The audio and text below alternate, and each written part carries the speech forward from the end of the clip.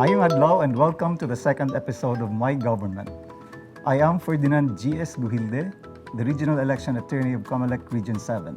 And with me today is the Election Officer 4 of the Commission on Elections in Mandawi City.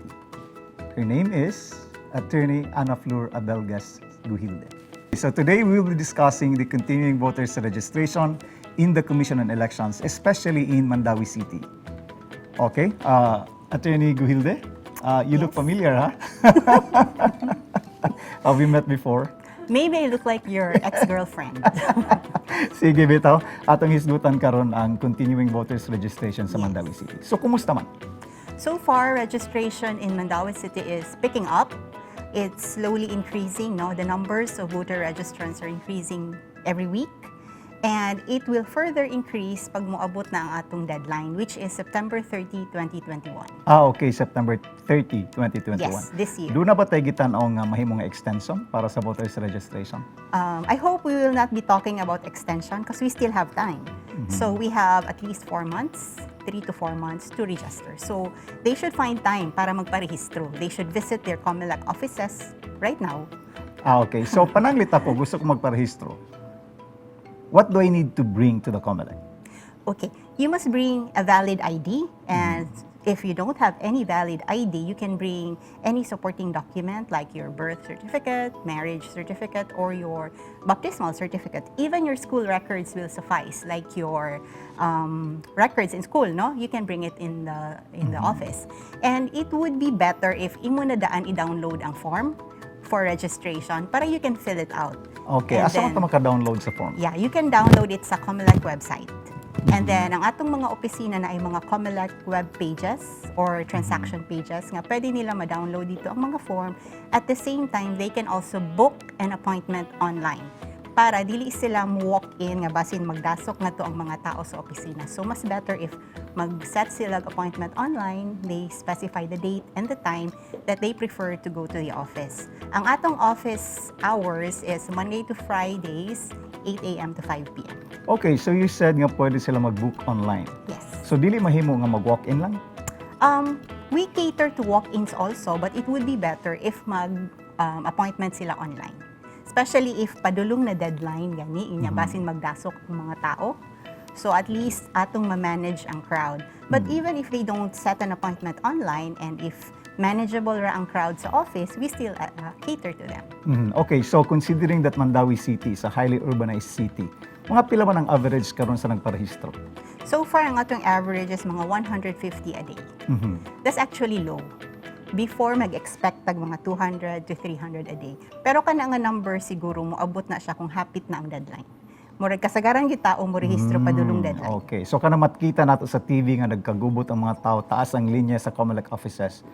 Is that during the deadline or even like now, 4 months prior to the deadline? Usually sa deadline na siya. In fact, karon very manageable ang crowd. If you go to the office, siguro mga 15 to 20 minutes mahuman nakagrehistro. Okay. So, karon pananglit ako, gusto ko mo rehistro, and you said I can book online for my appointment. Yes. Then I need to bring a valid ID. By the way, when you say valid ID, how do you define that?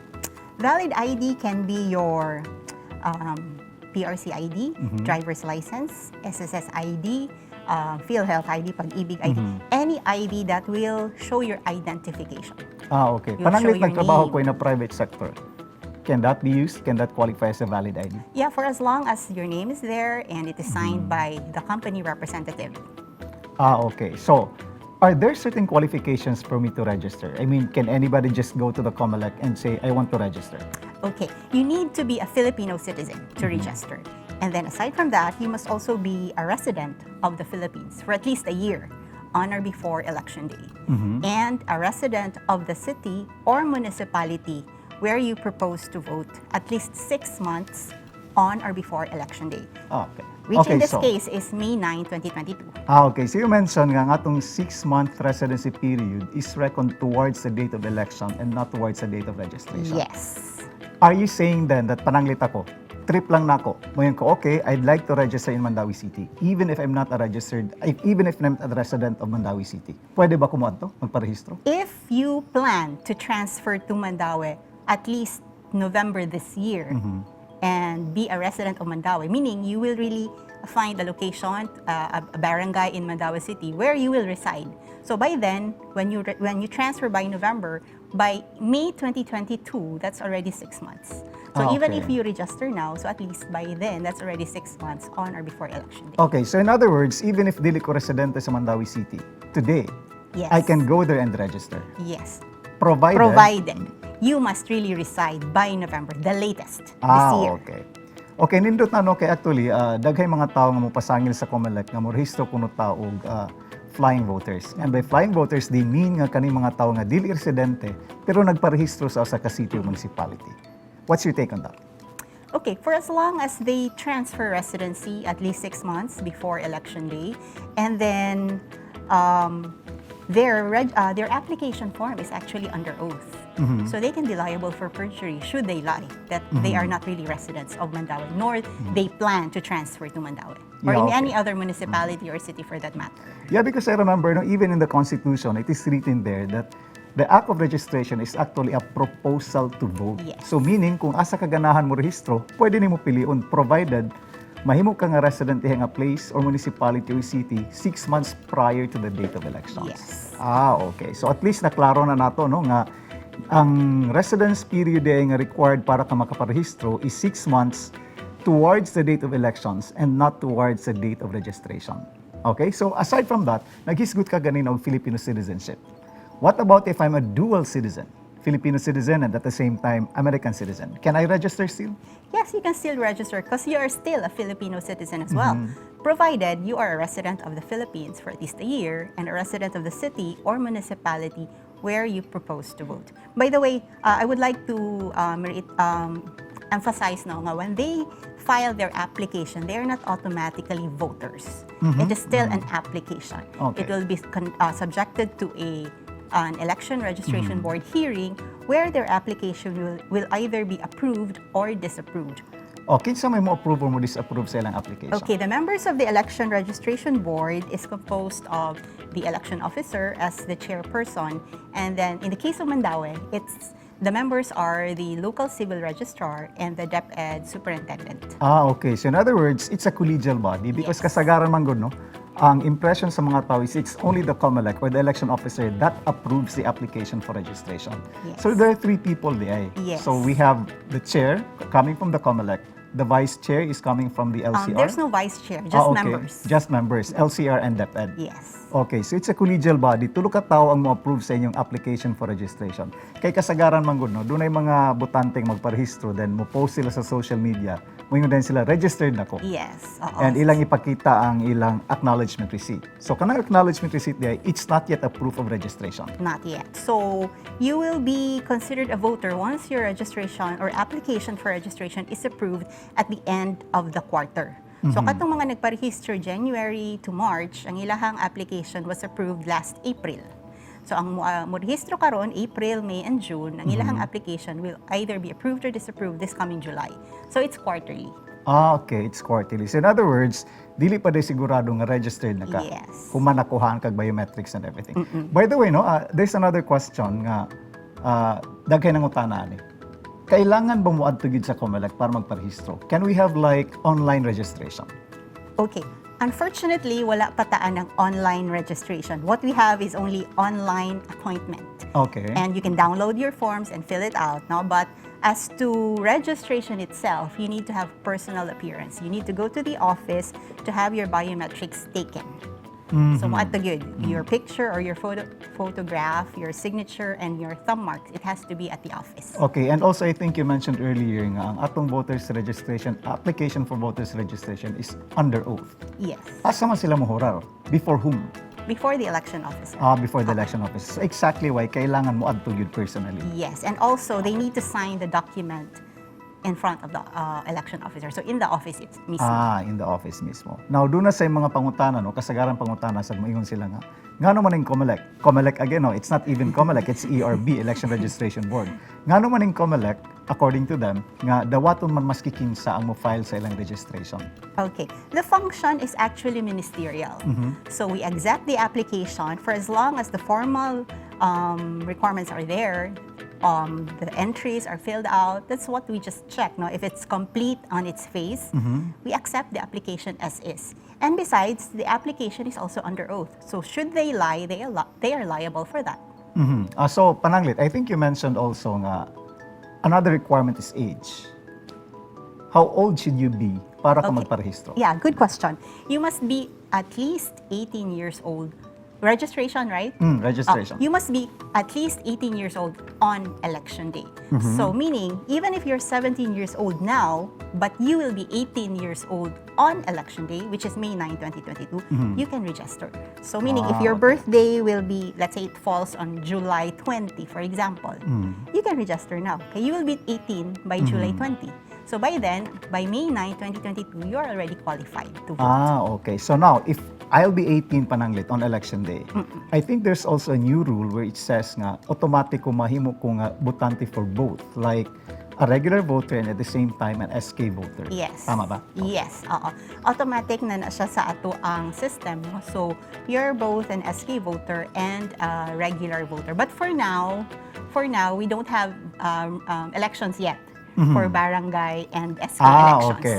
National and local elections pamanta. So, they don't fall yet under, we don't consider them SK voters yet right now for purposes of the May 9, 2022 elections. But for purposes of records in the COMELEC, they are already both regular voters and SK voters. Okay. Sige.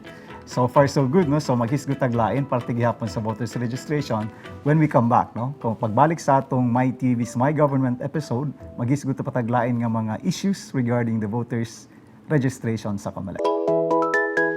Okay, welcome back sa atong My Government episode. Kauban gihapon nato si Attorney Ana Flor C. Abelgas Duhilde, ang Election Officer for sa Mandawi City. Now, earlier, no, naghisgot ta sa kadtong, gihisgot ka nga, ang pagdawat sa application for registration is ministerial on the part of the COMELEC. So, meaning, ang inyong tan-awon lang are the written formalities kung na-comply ba. Yes. So, are we saying then that, for example, there's a little guy that we know. His name is Gustavo. Okay. He's 10 years old. I know He that goes to your Gustavo. office Okay. and registers. Can that be allowed? Well, he does not qualify as to age. You must be at least 18 years old on or before election day. So he's very far from it. He's still 10 years old. Okay, so pero kay ministerial man, dili day pwede dawaton. What if he would insist nga, ministerial man, everything there that I declared is true and correct to the best of my knowledge and ability. Actually, that's very tricky. But of course, you can see the person's face and profile. You can definitely, he's a child. But speaking of other people, for example, they really go there and they look like they're 18 but they're not, or they're 17 but they're not, no? And then they file for application. If somebody knows that they do not qualify as to age or as to residency or even citizenship, they can file an opposition. This will be before the Election Registration Board hearing. So when the time comes for the board to meet during the ERB hearing or the Election Registration Board hearing, then they will discuss as to the validity of the opposition. Okay, kanang opposition ngayon mo ingon, written opposition isa. It has to be written. So pananglit, botante ko or nirehistro ko. And I applied for registration on niya. Suddenly, there's a politician nga ni-oppose sa akong registration. Yes. Will I know nga dunay opposition? Of course, because you will also be sent that copy of the opposition. Okay. And on the day of the registration board hearing, you must appear as well as the person filing the opposition. Okay. So can I also be allowed to submit my written answer to the opposition? Yes, you can. Okay. So after dunay opposition, dunay answer. So what happens next? For as long as the person whose application was opposed to can present document that will show that he is indeed qualified to register, then his application will be approved. By the way, nakasuway na kag dunay ERB hearing nga dunay opposition? So far, wala. Wala pa. So far, wala. What about in other jurisdictions? Na kay nadunggan nga dunay Yeah, mga I opposition? think there are in other municipalities. no? Okay. And what could be the most common ground? The common ground for the opposition is usually lack of residency or they are not residents of the place where they propose to vote. Okay. So I think diha nagtubod ang kanang confusion because they would think nga flying voters man nganong girehistro sa COMELEC. So that's why mo file sila og opposition kay they think nga kung dili pa ka resident diha nga Yes. municipality dapat di ka magparehistro. Yes. Which is actually premature. Yes. Okay. So now, pananglit sa ARB hearing, di ba? Dunay opposition, dunay answer. then ni decision ng ERB. Yes. What if the politician or the voter himself is still aggrieved? Can there be another remedy? Yes, there is a petition for exclusion, but that will be outside the jurisdiction of COMELEC. Okay. It will be in the courts. Ah, So they okay. can file a petition for exclusion Exclusion? of that particular Okay, of that particular voter. voter. because the application has already been approved, so the registrant now is considered a voter. So it will be a petition for exclusion of that particular voter. Now, exclusion, meaning tangtangon ka sa lista. Yes. What about if ako mo yung kung i-appeal ko sa lista? Can I also petition? There is also a petition for inclusion. Okay. For purposes of this registration, the deadline will be January next year. Ah, For petition okay. for exclusion and petition for inclusion. So in other words, dunay duha di ka remedies. Pananglit mo ingon ng politiko nga nganong giparehistro man siya nga dili man siya qualified. The first remedy is before the ARB. Yes, you file an Okay. opposition. And I understand that is administrative in nature. Yes. So if he feels aggrieved still, he can go to another remedy. Yes. Mo na siya korte. Korte na. Okay, and that becomes judicial proceedings. Yes. Okay, sige. May kayo nagkasinabot na dihang dapit. Sige, so aside from these remedies, no, kung doon ay mo reklamo sa application for registration, any other issues nga na-encounter sa imong opisina insofar as registration is concerned? Not really. Siguro lang, murag naalay interesting case before nga na ay gifilean og petition for exclusion. But it's actually very simple, no? Kaya ang petition for exclusion, for as long as the person whose application or whose record is being questioned will appear in court, then he is considered to be a registered voter, in fact, of that city. Ah, okay. Now, okay, nag-isgot ka ganina nga dapat personal appearance. What to gid ka sa opisina? Yes. Kay kuhaan imong biometrics, mo Yes. pirma ka, mo hurar ka before the Yes. election officer. Now, what if na ako sa usa ka far-flung mountain barangay and the means of transportation lisod kaayo? Can there be a way nga ang COMELEC mismo mo paduol na? Yes, no? There are select cities, municipalities nga nag-conduct og satellite registrations. Unsa man ning satellite during registration? Saturdays or holidays. Satellite registration is actually conducting voter registration, but outside the office of Okay. the COMELEC election officer. No? So, moadto sa mga barangay to bring COMELEC closer to the people and make it accessible, especially to those working or who are studying. No? So, they usually go there on Saturdays. And dili lang tanan ang mga city or municipality nag-conduct ani because there's also a requirement, especially because of the pandemic. Okay. It requires nga at least 14 days prior to the conduct of the satellite registration, there should be zero case of COVID. Ah, okay. So, So, doon ay walay requirement kaso. di ay. Yes, oo. Okay, before ta makakonduct og registration. This is also to protect the personnel of COMELEC as well as the voters themselves, no, or the applicants themselves. So, kaning satellite registration, is it on your volition or somebody asked for it? Naay mga barangays actually who want to bring COMELEC closer to their barangays, no? But also, out of volition from COMELEC, nga mo coordinate with the barangays, whether or not they wish to have satellite registration conducted in their barangays. So it's okay. more of a coordination. Yeah, I think earlier nagisgot ka nga there are some adjustments in the registration landscape Yes. because of the pandemic. So, can we be more specific unsay mga health protocols nga naa sa imong opisina to ensure the safety of everybody? I think it's not just in my office. It's being done nationwide, no, by COMELEC offices. So we require applicants to wear face shield, face mask, and bring their own ball pens. And then when they reach the office, we have temperature scans as well as alcohol, no, for sanitation and disinfection, as well as the health declaration form, which we hope are being filled out correctly and accurately.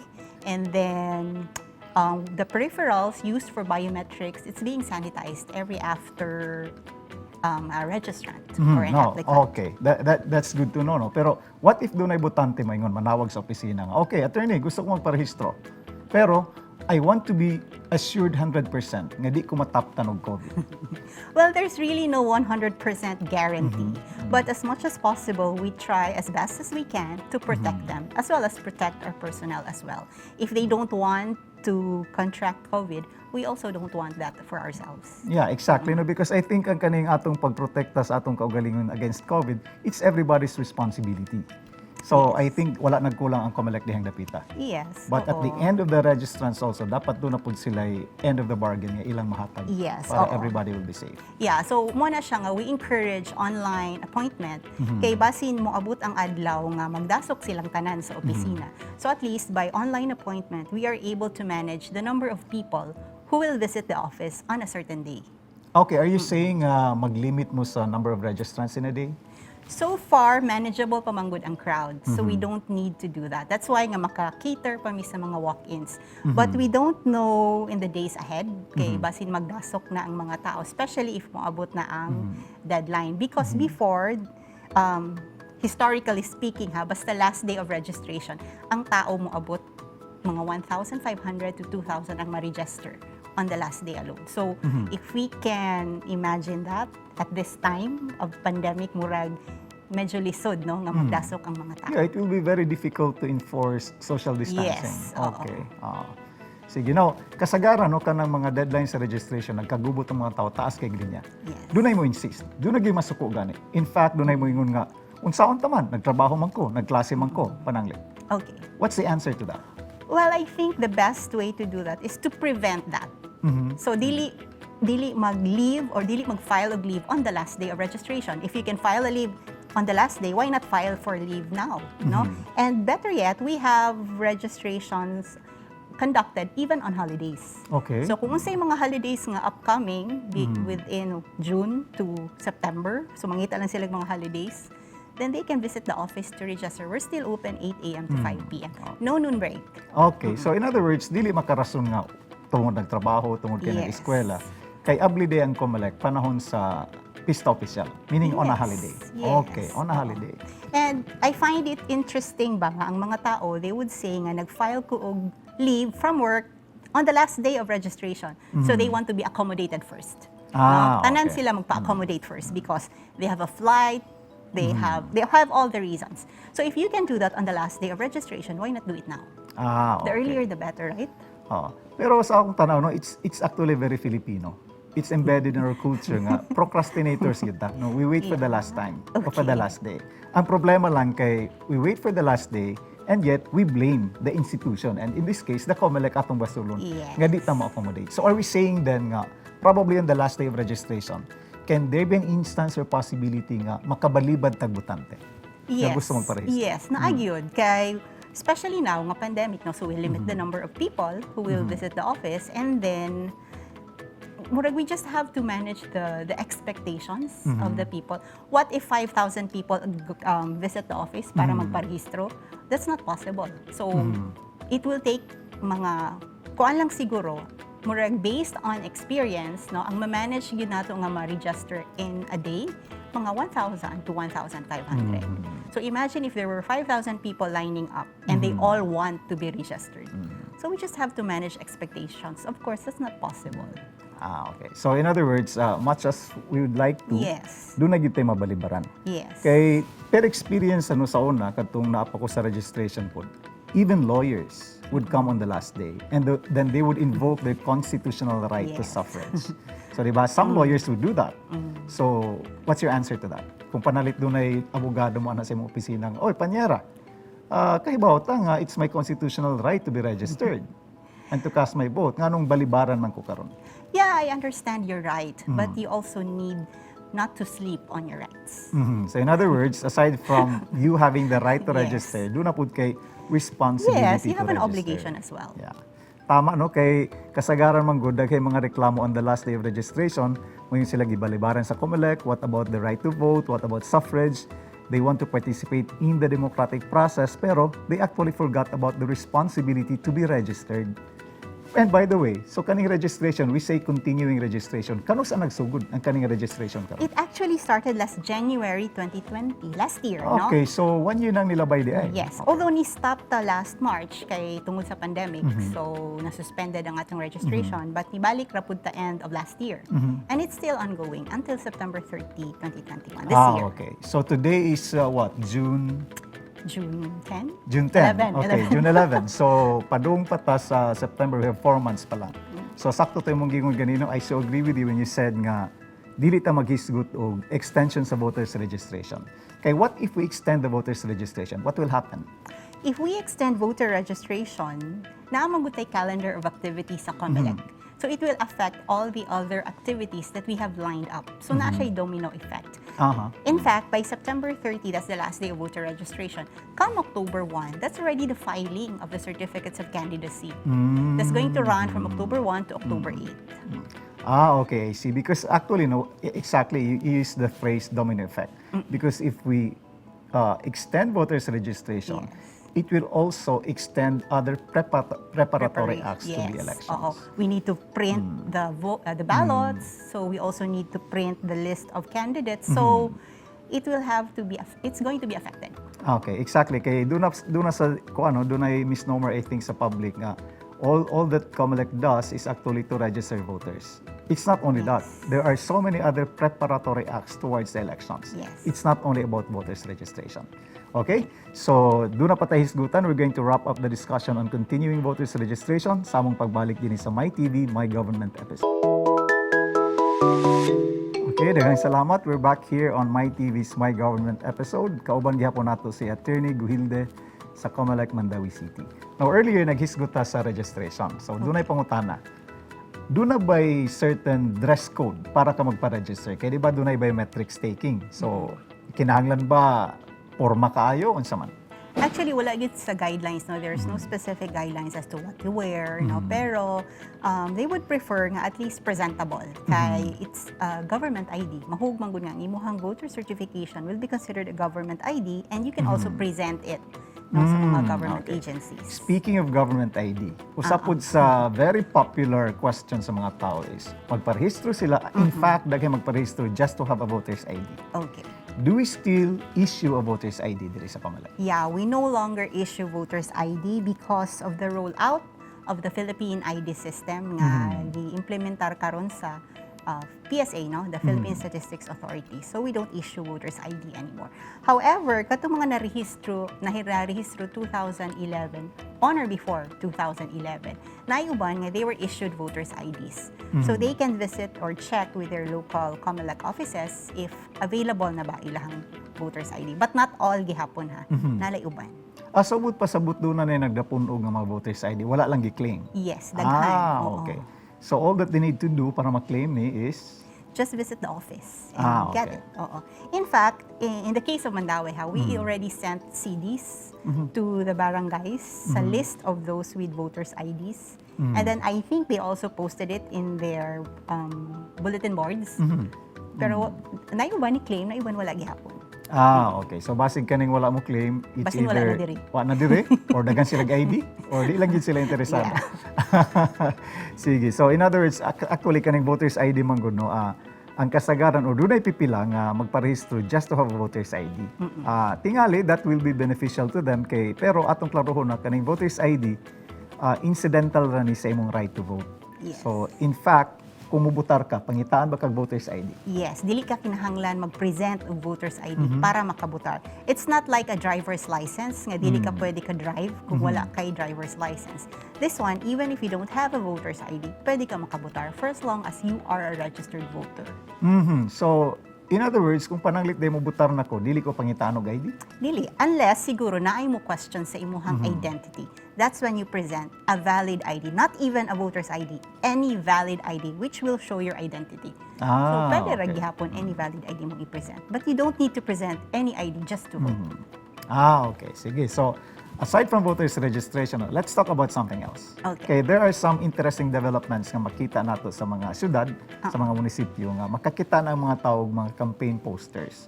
Or maybe not necessarily campaign, mga posters nga urging certain persons to run. Like there's a campaign poster urging a certain mayor to run for president or a governor to run for president. Allowed naman siya karon? This early? As far as COMELEC is concerned, that is still considered freedom of expression. Wala pa'y jurisdiction ang COMELEC, wala pa'y campaign period, so that is beyond the ambit of COMELEC. Okay, so in other words, Wala di ay power ang COMELEC mo badlong ani nga mga naglipana nga mga campaign materials at this time? At this time, it's considered freedom of expression. Okay. Kaya di ba doon naman doon naman gud sa una, doon ay gitawag nga premature campaign. Kung wala Yes. pa'y campaign period and you promote yourself as a candidate, you can be disqualified on the ground of premature campaign or better yet, it can also be considered an election offense. Premature campaign. Pero karon napa ba'y premature campaign? Karon, because of the automated election, you are not yet considered a candidate for purposes of the campaigning if nangampanya ka before the campaign period. So, basically, we eliminated premature campaigning. So, kung wala na ning premature campaign, is there a tendency for the politicians or candidates to kinda abuse this development kung wala na premature campaign? Well, I think the people should be very critical of the actions of these politicians and candidates and see for themselves what kind of people are running Okay. based on their equations. And so by the way, no, when you mention nga kaning mga tao dapat more discerning sa action sa mga kandidato. So we are conducting voters registration. Do we have a target kung pila gyud ang ngayang marehistro? We don't really have a target, kay we don't know how many people are still out there who are qualified, no, who have not yet registered. But we want to register as many as we can, no. So if there are still people who are qualified and have not registered, then please visit your COMELEC offices to register, no. We are open Mondays to Fridays. Okay, so you're actually referring to people nga dili magpakamana, dili magparehistro maski qualified or even if registered dili mo butar. Yes. Pero doon na sa mga butante nga active kayo. Too active nga ilang malapas ang balaod. Meaning, I'm talking about the double registrants. Rehistro din ang lugar, rehistro na po sa lain. Can that be allowed? We check the records of voters, no? So probably masin makalusot sila. But then, all records from all cities and municipalities go to our COMELEC head office. And there is a department there that checks all the records nationwide. And then, diri sila mahit sa ato ang automated fingerprint identification system. So even if they use different names and register in different cities or municipalities, masakpan gihapon sila because on the basis of their fingerprint. Okay, very unique man gyud na siya for every individual. So masakpan gihapon sila. So then we delete the record. Okay, now, doon na po ilang pangutana. What if narehistro ko sa Mandawi City? Pero naminyo ko pananglit og taga Consolacion. Gusto na ko mobalhin sa Consolacion, sa akong rehistro. Unsa may akong buhaton? You can just go to the COMELEC office and then mo file kag application for transfer sa imuhang voter registration record. Just bring any valid ID. Magparehistro na ka dito sa COMELEC Consolacion. Okay, so kinsa may muhikay karon sa transfer? Meaning, di ba, akong pagsabutana is kung mo transfer ko ang atos Consolacion, tangtangon ko sa Mandawi City. Yes. Kinsa may mubuhatana? Internal na siya. That's between COMELEC Consolacion and COMELEC Mandaue. So si COMELEC Consolacion will inform COMELEC Mandaue that you have transferred registration record to their office and then i-delete na namo ang imuhang record nga ri sa Mandaue. Okay. So wala na problema ang butante. Igo lang Yes. siya moadto sa lugar asa siya gusto mo balhin. Yes, dili na kakinahanglan magpahibalo pa sa kung asa kagikan nga mobalhin na kaglaing lugar. Okay, Magparehistro. doon na pa ilang issue which is a nagging issue for so long, no? Kaning doon ay mga moingon nga kaning gyud COMELEC dakong binuang. Ngano man? Ang pangalan sa akong amahan dugay nang namatay na ara gihapon. Unsa man panahon sa eleksyon ila ba dayang buhion akong amahan para mobutar? Unsa may atong explanation nani? Okay. COMELEC cannot just arbitrarily delete the record of a voter on the basis of death. Maski pa kailata sa tao nga namatay. The only time nga pwede nato ma-delete ang record sa tao nga namatay is if it's reported by the local civil registrar of the city or Okay. municipality where the COMELEC office is. Unfortunately, ang mga tao posible namatay in the city. So for example, Mandaue City registrant ko, botante ko sa Mandaue, but namatay sa Cebu City. So ang iyahang record of death na reported sa local civil register of Cebu City, nga mo report ra pud siya sa death records ngadto sa COMELEC Cebu City. So meaning COMELEC Mandaue has no way of knowing nga this particular voter has died. Okay? So mo na siya nga since dili siya namo ma-delete because it was not reported to us. Napaghihapon iyahang pangalan sa record sa list of voters. So probably makitaan pa siya dito sa listahan nga naa pa iyang pangalan even if it's dead. So, kanus ang madini siya pwede ma-delete.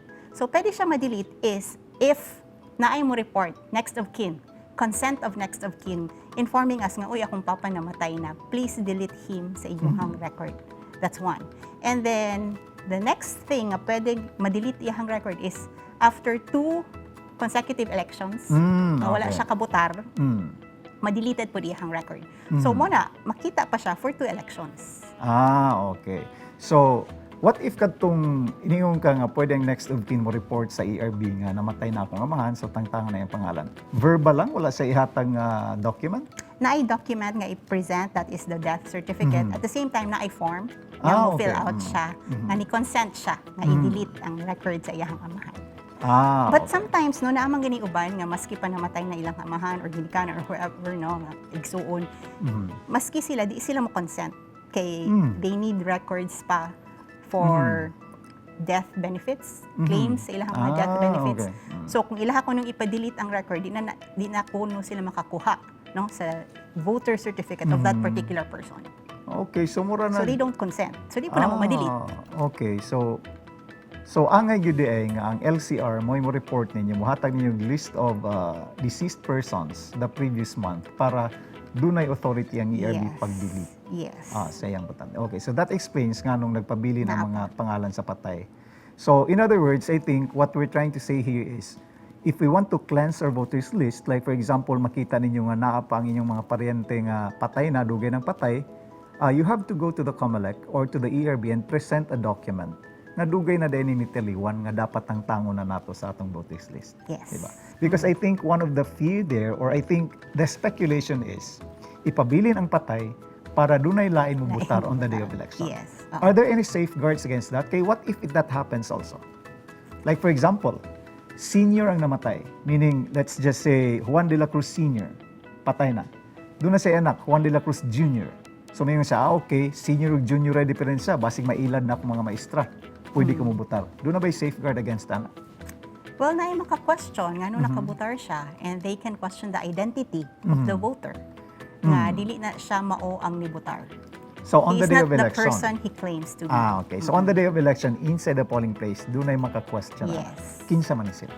Ang mga watchers. Watchers. Okay. So but pasabot kani mga watchers, dapat abtik sila. Yes. Kung doon na sila makita ng mga irregularity, like for example, an impostor presenting himself to be the voter he claims to be, nga dili demo, dapat abtik ang watcher mo oppose. Okay. Sige. Okay, ganina nagisguta nga pwede ka mo balhin sa imong voters registration. Now what if babae naminyo? Okay, registered siya daan. Doon na ba siya pamaagi how to change the entries in her registration record? Okay, if you want to change your civil status diri sa COMELEC, no, just present any document. That's your marriage certificate to show nga naminyo na ka, so you want to change your civil status from single to married. And even if, let's say, widower, magpa-change po from married to single, pwede po, just present the death certificate of the spouse. And for other entries nga correction, for example, sayop ang spelling sa pangalan or sayop ang birthday nga na-indicate, you can also present any document like your birth certificate, no, to support the kanang correction of the entry sa imuhang mga record. Okay. So kaning mga transfer, correction of entries, change of status, are these also to be approved or disapproved by the Election Registration Board? Yes, appeal gihapon na Okay. siya. And then we have another application, we also have that reactivation. Okay. This is for voters nga wala na nakabutar for 2 consecutive elections, meaning duha ka election sunod-sunod, wa siya butar-butar. So, butante siya, pero wa naman siya kabutar for 2 elections na deactivate iyahang record. Okay. So for now, makitaan siya nato sa opisina as deactivated. So what you do is you go to the office and you reactivate your record. So fill out form gihapon for reactivation. Okay, atong klarohon. If your voter's registration is deactivated, makabutar ka, dili? Dili nakakabutar. Okay. Oo. So, that's why kailangan yun. i-reactivate na to. Okay, so kailangan yun yung mag-reactivate. Yes. So, in other words, what we're trying to say here is, ang kaning ongoing voters registration, dili lang limitado sa registration. Like, Nga kanang new. Nga new, Oo. fresh applicants. Mahimo sa dang transfer, what Correction else? and reactivation. Reactivation. Okay, sige. So, I think we have already exhausted probably all issues surrounding the voters registration. No? So, to wrap up this discussion, tingali mahimutang manawagan sa atong mga qualified Filipinos out there nga magparehistro as early as today probably para Yeah. they can avoid the inconvenience during crunch time. On behalf of COMELEC, I would like to thank MyTV for this opportunity to be able to present information on voters registration. So we urge everyone who are qualified to register as early as now. All your COMELEC local offices are open Mondays to Fridays, 8 a.m. to 5 p.m. And in fact, if you just check your election of COMELEC office, basin na sila'y satellite registration and basin appeal ang inyong barangay, so you can also set your schedule para sa ilahang registration. And then, if you want to let your voice be heard and you want to make a difference, then come out and register. We are here and open for you. We're just waiting for you to come to the office. Okay, daghang salamat Attorney Guhilde. So that's it. Daghang salamat sa iyong pagpaminaw karong adlaw. Atong nahisdutan ang tanang mga issues tingali, tanang issues sa voters registration, and we hope that this makes a difference in so far as your decision on whether or not to register is concerned. Kay ang pagparehistro nato is a step towards the exercise of suffrage, and suffrage is the bedrock of republicanism, which is actually the form of government of the country. Your vote counts, so angay nato nga i-take advantage ang higayon samtang sayo pa magparehistro ta ngadto sa COMELEC. Daghang salamat ug maayong adlaw kaninyong tanan.